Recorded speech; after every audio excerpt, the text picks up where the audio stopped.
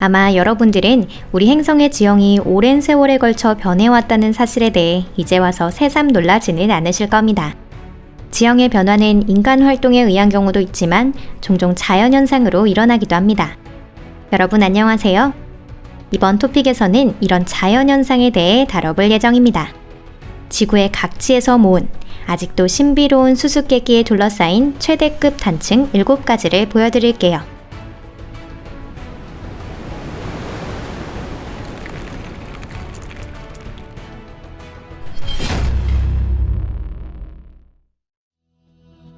환태평양 조산대.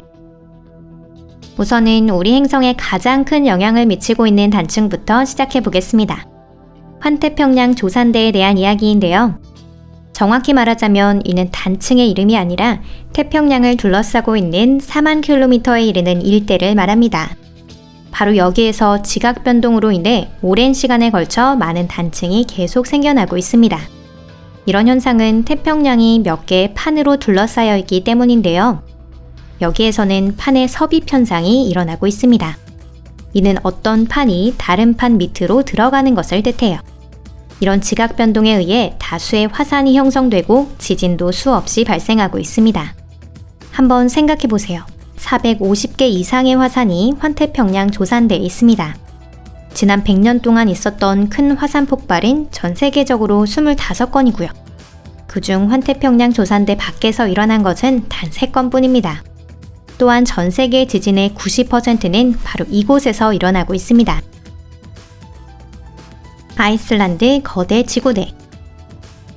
아이슬란드 남서부 레이캬네스 반도 부근의 팅클베를리르 지구대와 이와 같은 이름을 가진 국립공원이 위치하고 있습니다.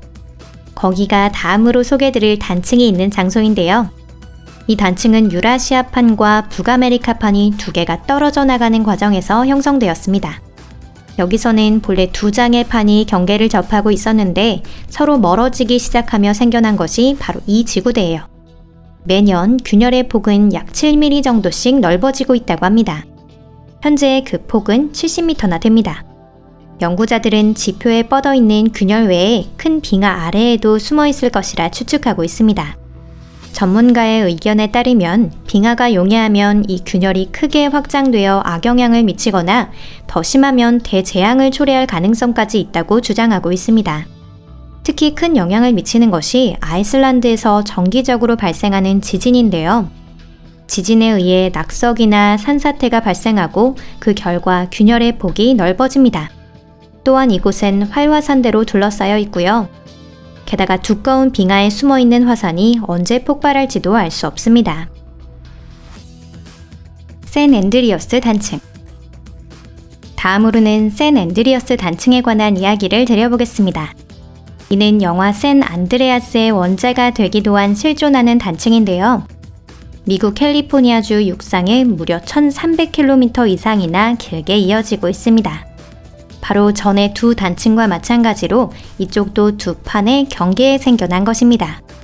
북아메리카판과 태평양판. 다만 차이점이라고 한다면 두 개의 판이 서로 멀어지는 것이 아니라 여러 차선을 달리는 자동차처럼 나란히 움직이고 있다는 것입니다. 페롤론판은 아직 주라기 시절일 무렵 북아메리카판 아래로 가라앉기 시작하여 그보다 훨씬 작은 판을 남기고 소멸했습니다. 페롤론판은 아직 주라기 시절일 무렵 북아메리카판 아래로 가라앉기 시작하여 그보다 훨씬 작은 판을 남기고 소멸했습니다. 샌 앤드리어스 단층의 형성에 특히 큰 역할을 한 것이 몇 번이나 일어난 대규모 지진입니다. 지진으로 인해 단층을 따라 난 토지는 약 9m나 움직였죠. 마지막으로 일어난 것은 1989년 10월 캘리포니아 지진입니다. 지진의 규모는 리히터 규모로 7.1이나 되었죠. 오늘날 샌 앤드리어스 단층은 알려져 있는 단층들 중 가장 큰 단층이라고 합니다. 케냐 거대 단층. 비교적 최근의 일로 2018년 동아프리카 지구대의 일부, 케냐에 뻗어있는 큰 땅이 갈라졌습니다. 육안으로 확인 가능한 정보에 따르면 깊이는 15m이고 이는 5층 건물에 해당하는 높이라고 하는데요. 균열의 폭은 5에서 20m로 사람의 다리로는 반대편으로 갈 수 없을 정도의 넓이라고 합니다. 지구대는 소말리아판과 아프리카판의 경계선을 따라 이어져 있는데요. 여기에서 소말리아판은 아프리카판의 일부분입니다. 하지만 현재 두 개의 판은 동아프리카 지구대를 경계로 이웃하는 별도의 판으로 여겨지고 있습니다. 땅이 갈라진 정확한 원인에 대해서는 아직 밝혀지지 않았는데요. 판 운동이 원인이라고 주장하는 설이 있는 반면 지하 토사가 빗물에 씻겨 내려갔기 때문이라는 설도 있습니다. 한 연구자의 의견에 따르면 이 땅의 균열은 아프리카 대륙이 두 개로 분열되는 과정의 시작에 불과하다고 합니다. 하지만 이 과정에는 수백만 년이라는 시간이 걸린다고 하네요. 바이칼 리프트, 바이칼 지구대. 바이칼 리프트대는 전체 길이 1500km의 지구대에 지나지 않습니다. 유라시아 대륙의 북동쪽에서 남서쪽으로 뻗어나가고 있는데요. 상상하신 바와 같이 바이칼이라는 이름이 붙어 있는 데에는 이유가 있습니다. 지구대의 한가운데는 대부분이 바이칼 호수로 이루어져 있습니다.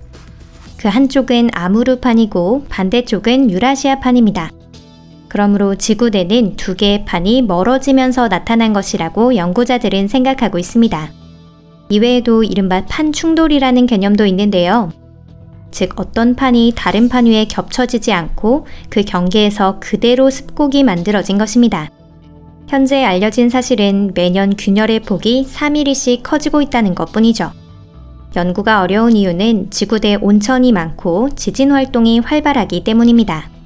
게다가 지구대 근처에는 적어도 5개의 화산대가 있어 바이칼 리프트에 영향을 주고 있습니다. 콜롬비아, 그라말로테의 균열. 다음으로 소개드릴 균열로 인해 콜롬비아 노르테대 산단테르 현에 있는 그라말로테라는 작은 마을의 주민들이 큰 곤란을 겪었습니다. 2010년 12월, 지역 주민들은 말 그대로 천재지변을 겪게 되는데요. 약 몇 시간 사이에 땅이 변형되고 갈라진 것입니다. 다행히 약 8,000명의 주민 모두가 무사히 대피했습니다. 다만 그 행운은 건물까지는 미치지 못했는데요. 이 마을 전체에서 재난을 피한 도로는 불과 몇 개에 지나지 않았답니다. 다른 건물들은 모두 붕괴되어 땅속으로 사라졌죠. 파괴된 건물 중에는 19세기에 세워진 가톨릭 교회도 있었습니다. 놀랍게도 땅이 갈라진 원인은 아직도 알려지지 않았다고 합니다. 그 지역에서는 지진 활동이 관측된 적도 없었고요. 이로 인해 연구자들은 땅의 층 아래에 이전부터 단층이 있었다고 추측하고 있습니다.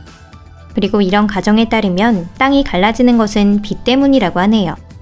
비로 토사가 씻겨 내려가면서 지표가 무너졌다고 하는 것입니다.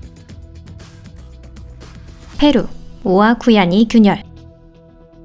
이번 영상을 마무리 짓는 단층도 그 출현에 대한 수수께끼가 아직도 풀리지 않아 연구자들을 괴롭게 하고 있습니다.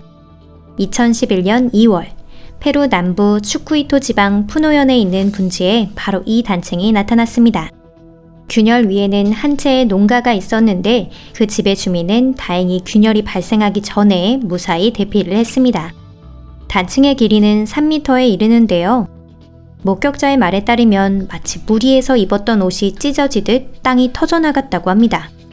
땅의 균열은 두 개의 지각판 경계 부근에서 일어났지만 그날 지진이나 지진 활동은 일어나지 않았습니다. 비도 내리고 있지 않았기 때문에 토사가 흘러갔을 가능성도 전혀 없었죠. 그래서 많은 연구자와 전문가가 왜 땅이 갈라졌는지 답을 내지 못하고 있는 상황입니다. 여러분, 오늘 영상은 여기까지입니다.